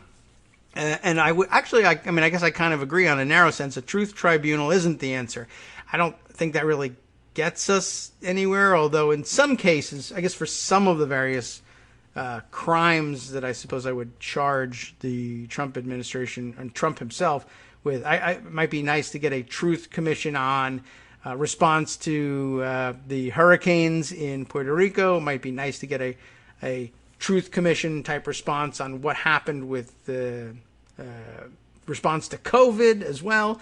But other things, I think maybe standard straight up prosecution might be the better option. And I don't think that my read of what I did read from Lepore and other people's takes on Lepore's article necessarily precludes that. So, it might be that probably more people were reacting more to Nicholas Kristof, I think it was, tweeting the article around and, doing the famous both siderism sort of approach to things, and this weird journalist's conceit that he gave the read of this. And I'm not certain that Lepore necessarily fits in that niche, and you can't blame her for Kristof or the way people react to Kristof. Might not even be about the substance of what he said. take a quick look through the Lepore thing just to get the flavor for it in case you didn't read it. But I don't know how you would have missed it. I didn't get all the way through it, so it could have been that way, too, for you. The most humane and reasonable way to deal with all these people, this is a quote up top here, if we survive this, is some kind of Truth and Reconciliation Commission. That a quote from Chris Hayes, tweeting earlier this month, apparently, about the situation, speaking about the anti-maskers in the Trump administration. Interesting. Days later, NPR ran a story about the possibility of a post-Trump Truth and Reconciliation Commission. This is a terrible idea, which is a very provocative way of I guess it's a good way to get people to read the rest of the article. How dare you? What are the reasons why you think that this not so terrible idea is? I think it's a terrible idea too, because it doesn't do anything, and it still leaves us on the hook with trying to answer the question of what do we do with a person who has done these terrible things. And, a classic form of a Truth and Reconciliation Commission, the answer is nothing. We're just revealing it for the sake of revealing it, which is an interesting thing for a historian to oppose, by the way. I mean, there's no prosecution involved in a Truth and Reconciliation Commission. In democracies, a peaceful transfer of power has two elements, and there is some interesting value to the argument she makes, I think, in this paragraph. Two peaceful transfer of power elements. The loser concedes without violence, and we're hoping that Trump will do that part. And the winner accepts without vengeance, which is a interesting way of putting it. And, I think, strictly speaking, in our understanding of vengeance, you don't want to label what you're doing here vengeance. That's true. But, of course, it would be a much more difficult thing to say that the peaceful transfer of power must have two elements. The loser should concede without violence, and the winner should ignore justice. That's not a formulation that most people would nod knowingly at. And if, I guess it depends where you sit. If you are Trump, of course, what Biden administration would do to you is vengeance, not justice. I was great. I was the greatest president ever. How dare you? For everybody else, well, it's justice. I don't want vengeance, just justice. And, that's one of the problems, I guess, with letting historians draw those lines. They think they can do it this way. Somebody just has to write the opposite. Somebody has to make a decision. That's the primary role of a court, fact finders and decision making, and so let them do it. Anyway, the first peaceful transfer of power, she continues, in American history took place in 1801. Okay. When the Republican Thomas Jefferson, having defeated the Federalist John Adams, said in his inaugural address, "If there be any among us who would wish to dissolve this union or to change its republican form, let them stand undisturbed as monuments of the safety with which error of opinion may be tolerated, where reason is left free to combat it. This tradition may be dying, but it needs reviving, not burying," which is just, I guess, the historian's conceit for history. What has come before and which I have studied is better than what will come in the future, which I don't know anything about. Just it is, because I know this. Maybe it's just devil you know bias. Who knows?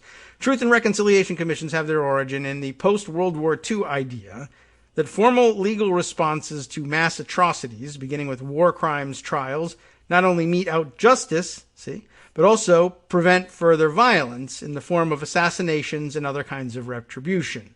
This is, I think, a slightly better argument here. In 1945, Supreme Court Justice Robert Jackson served as chief counsel for the United States at the trials of Nazis at Nuremberg, conducted jointly by the United States, France, Britain, and the Soviet Union. The wrongs which we seek to condemn and punish have been so calculated, so malignant, and so devastating that civilization cannot tolerate their being ignored, because it cannot survive their being repeated, Jackson said as he opened the prosecution. That four great nations, flushed with victory and stung with injury, stay the hand of vengeance and voluntarily submit their captive enemies to the judgment of the law is one of the most significant tributes that power has ever paid to reason. It's very eloquent and moving and makes good sense and something, a principle you'd like to adhere to. And of course, nobody's talking openly about simply summarily executing the entire Donald Trump administration. They're talking about holding prosecutions and submitting them to the rule of law, using the ordinary American courts would ordinarily, I think Justice Jackson probably agree for the most part, that you were staying the hand of vengeance and voluntarily submitting, still captive enemies, if you're arrested, I guess, as an enemy of the state, to the judgment of law, etc., etc. But okay, it's unusual, to be sure. Surely, post-Trump, when that day comes, there will be investigations. A bipartisan 9/11-style commission to study the federal government's response to the pandemic seems not only likely, but essential.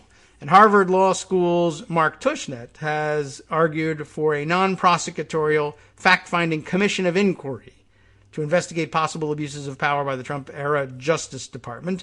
But the Trump administration is not Nazi Germany. It's not Germany. Nor is it a nation defeated in war.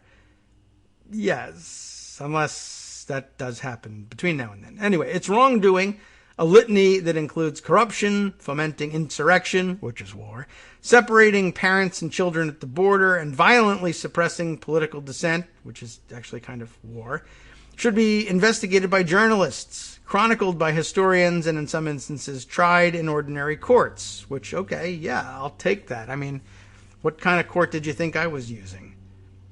Argentina, Chile, and El Salvador established the first Truth and Reconciliation Commissions in the 1980s and the early 1990s as an alternative to prosecutions, elevating collective storytelling and chronicling over individual culpability. Unlike war crimes trials, such commissions expose the crimes of one's own government. Mass kidnappings, executions, and other horrors, including in South Africa, the many atrocities of apartheid. Influenced by the victims' rights movement and the emerging field of trauma studies, the commissions emphasize the importance of giving victims the chance to tell their stories for the sake of healing and for the sake of establishing a complete historical record, which you would think a historian would not be opposed to. At the convening of South Africa's Truth and Reconciliation Commission in 1996, its head, Archbishop Desmond Tutu, said, "We are charged to unearth the truth about our dark past, to lay the ghosts of the past so they will not return to haunt us." There are strong arguments for Truth and Reconciliation Commissions in the United States in cases of injustice where the historical record needs assembling and a moral reckoning needs to happen, and where there is no real cost to forfeiting prosecution. Black Lives Matter activists have called for a Truth and Reconciliation Commission to chronicle the long history of racial injustice in the United States, from slavery to segregation to mass incarceration.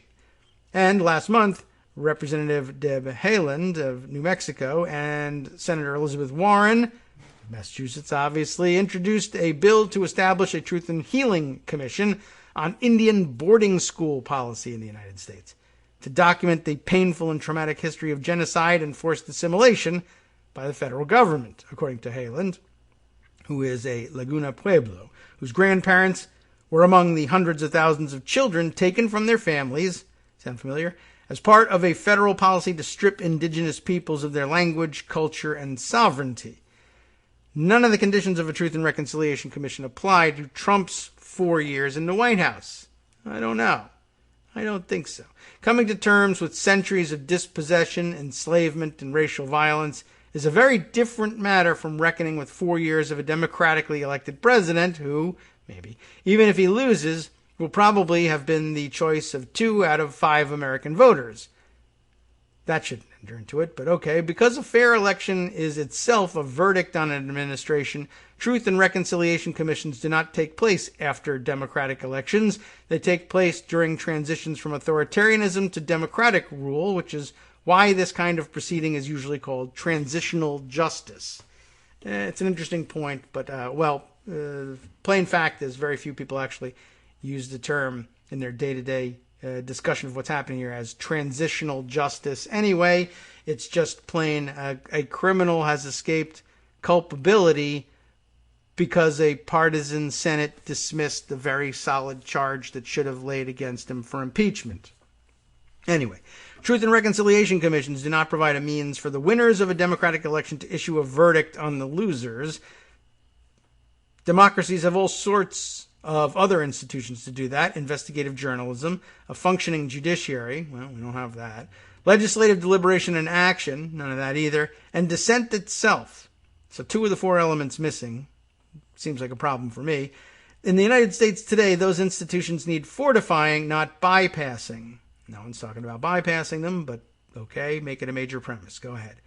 A truth commission is not a democratic institution, as the political philosopher Isakovitz, let's say, has written. Sorry I mangled that name. More often than not, countries undergoing such transitions lack a democratic tradition, have no history of significant public dialogue, and have not secured the minimal economic conditions required for a meaningful political participation. True, but guess what? Something new happened today. Tomorrow it'll be history. Today it's just new.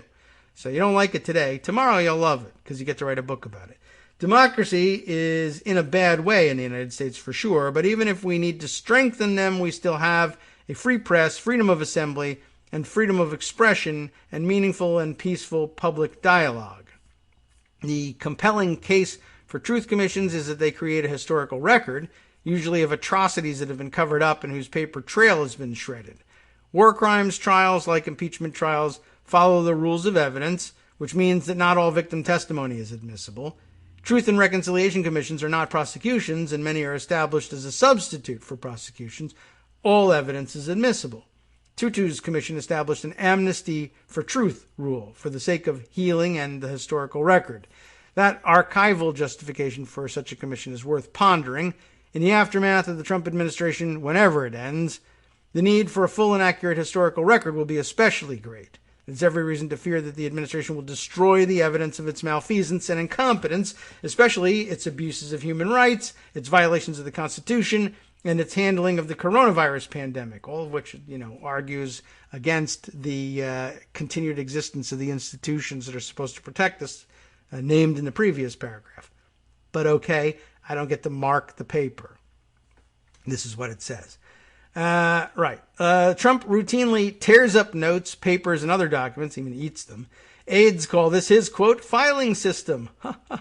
It's so funny we shouldn't prosecute.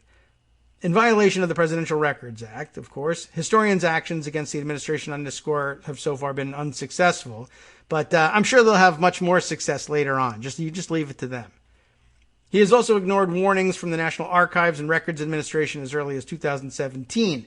This year, the Department of Homeland Security requested the destruction of records developed to track and monitor complaints that are or will be investigated by DHS Civil Rights and Civil Liberties regarding alleged violations of civil rights and civil liberties.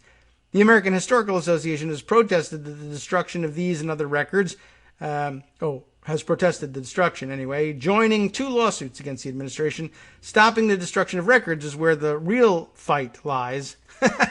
The rest is noise. I see the point there, obviously, but it's worth pointing out. Yeah, that's a little self-serving, isn't it? The real fight is in allowing historians to have materials to write books with, as opposed to, people who freaking died. They're not the story.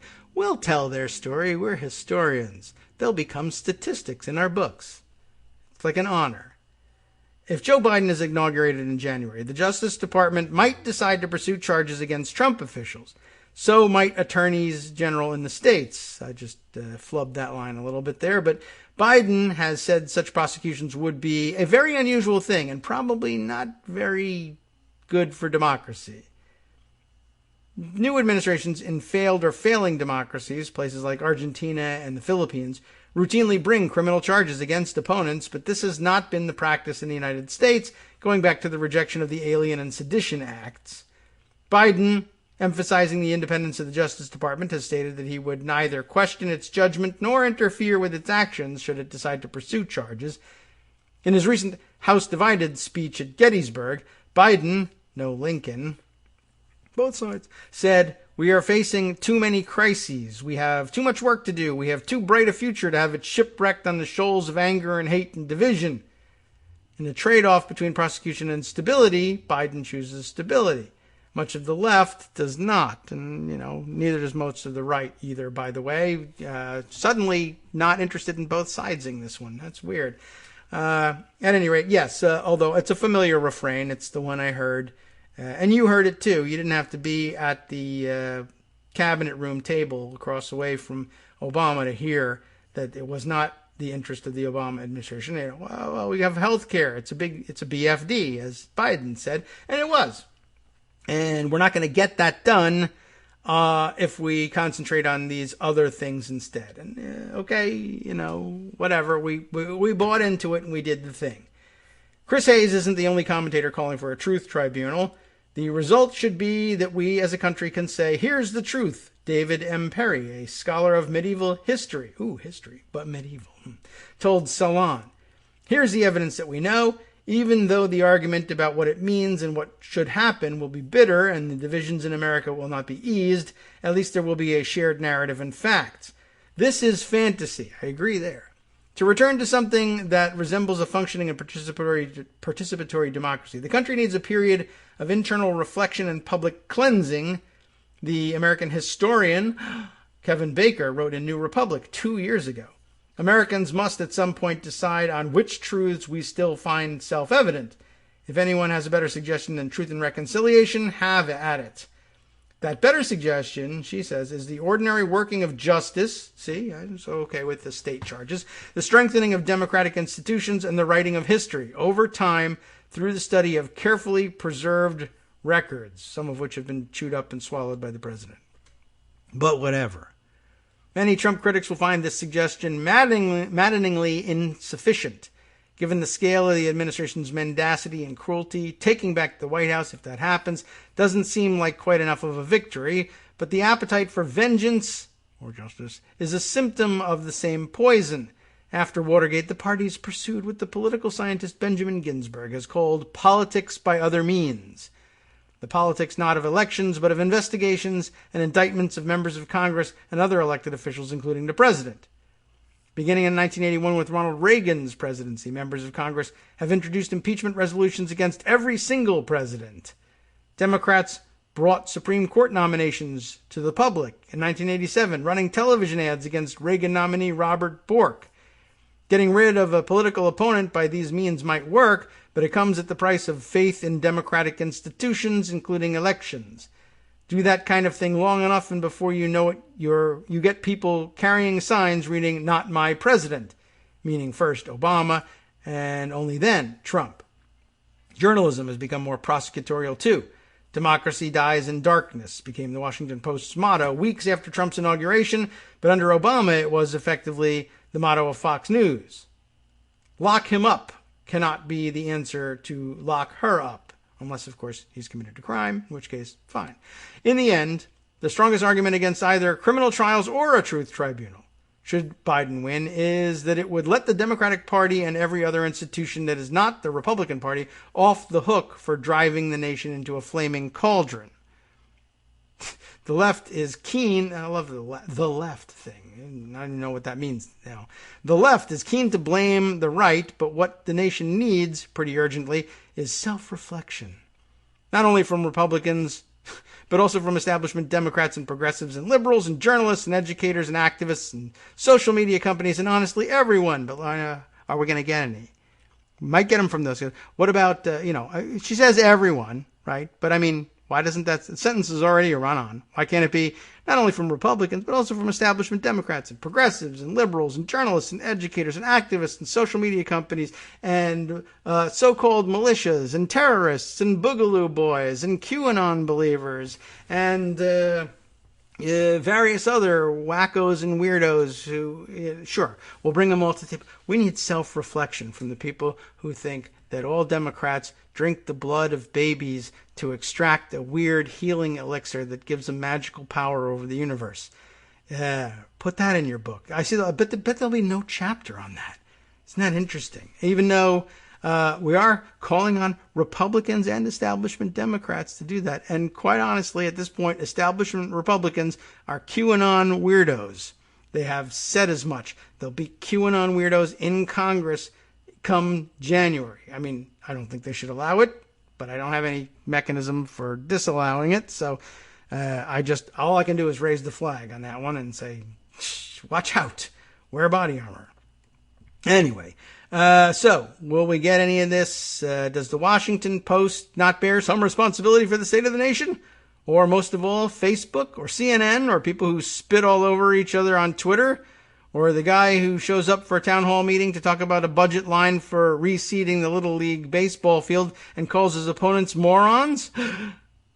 No commission can demand that each of us tell the truth about ourselves and reconcile ourselves to one another, so don't do it. Meanwhile, as for people you disagree with and probably hate, let them stand undisturbed as monuments of the safety with which error of opinion may be tolerated where reason is left free to combat it. That's great, but Jefferson never had to deal with being called a satanic baby blood drinker by a significant portion of an actual majority party in the legislature. There was personal attacks, to be sure, but it was never like this. Okay. Wow. Anyway, all right. Looks like we're actually coming to the end of the show today. So I'm guessing that Joan had things tied up, or maybe she was just so fascinated by the discussion with Armando that she said, how could I possibly compete? Or all that needs to be said has been said. We'll see if we can't make up for it perhaps later in the week. Let's see. Other things that I meant to get to and didn't for the day. Anything we can actually squeeze in before we go on? I'll throw this one out. I think there was another Talking Points memo piece from Josh Marshall that I wanted to put out there. And I guess maybe this is a good follow-up for this. Under the header of folks, because it's just folks here, the executive branch needs an audit. Interesting idea and an interesting alternative, different kind of aim from Truth and Reconciliation Committee, but about the cleanup nonetheless. This actually an old piece that he recirculated, comes from July 22nd of this year, begins this way. From an article in the Times, we learned today that President Trump importuned his ambassador to the United Kingdom to get the UK government to hold the British Open at his struggling golf resort in Turnberry, Scotland. Remember this? Lost in the mists of time now. It is hardly the worst act of corruption or criminality by this president or those who work for him over the last 3.5 years. It is most notable for the sheer casual brazenness of the president's corruption and the fact that we are only hearing about it 2.5 years later. It wasn't a secret. Numerous diplomatic staffers at the U.S. Embassy knew about it. It was reported back to the State Department. It was apparently part of an Inspector General's review that has never been released. It reminds us of what most of us already suspect, which is that the president's corruption is vast, both political and venal. It has touched every sinew of the president's administration, and the great majority of it almost certainly remains unknown. For all the administration's notorious leaking, remember that it took one CIA whistleblower to inform us about the president's plot to use the military to aid and coerce a foreign leader to help sabotage an American presidential campaign. Except for the decision that one anonymous individual, we would not still not know any of it had happened. All of the president's appointees cover for him, even those who know his actions are wrong and say they deplore them, yet keep his secrets, or rule them legal on the Supreme Court, for instance. As the middling example of this golf resort corruption makes clear, these corrupt acts now likely litter our bilateral relationships with numerous foreign governments. Standing policies now likely rest on or were influenced by such corruption. They are like so many landmines across the landscape of America's relationship with the rest of the world. We simply cannot move forward as a society or a political system without a thorough accounting of the totality of what happened during this unparalleled era of lawlessness, corruption, and misgovernance.